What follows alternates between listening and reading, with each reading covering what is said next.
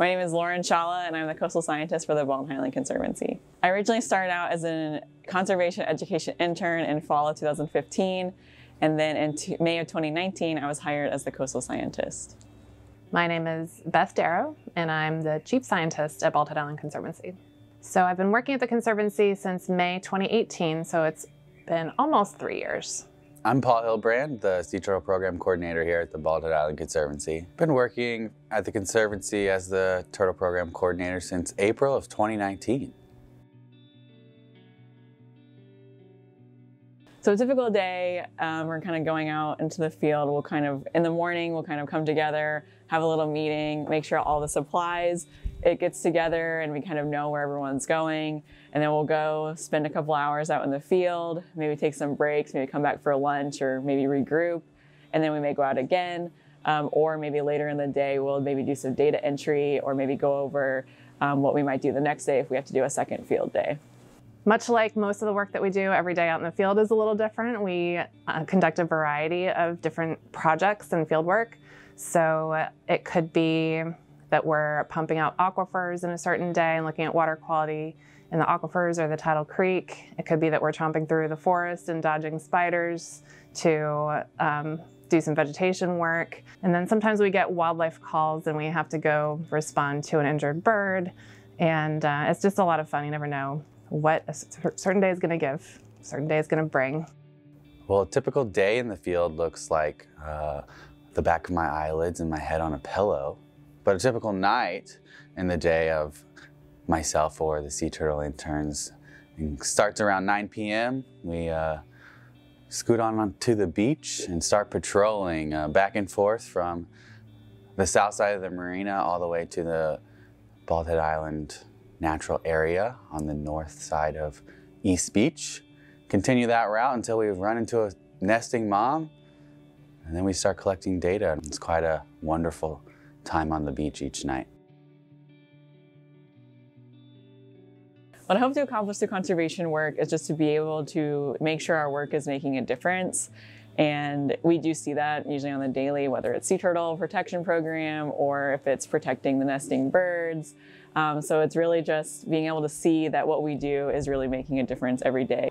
The main thing that I'd like to accomplish is to see how we can minimize impacts of humans on the Barrier Island here in a variety of different ways. Barrier Islands are very dynamic systems, and when people build and develop on Barrier Islands, there are a lot of kind of unpredictable consequences of that. So the more that we can minimize impacts to ecosystem functions, such as the integrity of the maritime forest and marshes and dunes, the better it will be for the island as a whole. So I hope to contribute towards keeping this island stable in the future so that wildlife and people can enjoy it. One of my goals is to continue to educate the public about why our conservation efforts are so important and continuing to aid in the growth of the eastern seaboard loggerhead sea turtle population. I was just an education volunteer at the North Carolina Aquarium at Fort Fisher during my college years. And then I kind of just stuck with it, trying to, pass college classes. And then you start looking for different internships or other different volunteer opportunities. And that really allows you to kind of really figure out what is that you like to do, kind of what topic that you want to focus on for your future career. And then if you decide that you want to pursue a career in conservation science, a lot of times what would be needed would be a graduate degree. So you have to kind of think about your college path being headed towards grad school in the natural sciences in some way. So taking classes towards those majors, but also trying to get some experience in the field. So some kind of research experience in a professor's lab or a summer internship or more volunteer work would be a good place to start. You can reach out to your local environmental education organization and see if they have any volunteer opportunities or internships. Here at the Conservancy, we provide a high school volunteer opportunity called Nest Monitor Apprenticeship, where you get to be on the beach and monitor a incubating nest until it hatches and have the potential to see live hatchlings go to the water. Some small steps people can do at home is that they can, just kind of do the 3 R's, reduce, reuse, and recycle with their everyday things. They can, bring that reusable water bottle with them to work every day or to school.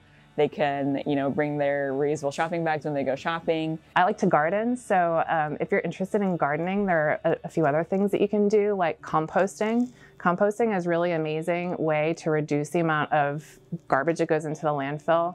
Once we started composting at my house, we're just removing at least half of the amount of trash that we put out for the trash trucks. One small, easy step to help out the environment is to cut out single-use plastics in general, not just your straw, but say no to the plastic fork or knife or spoon that the restaurant is giving you.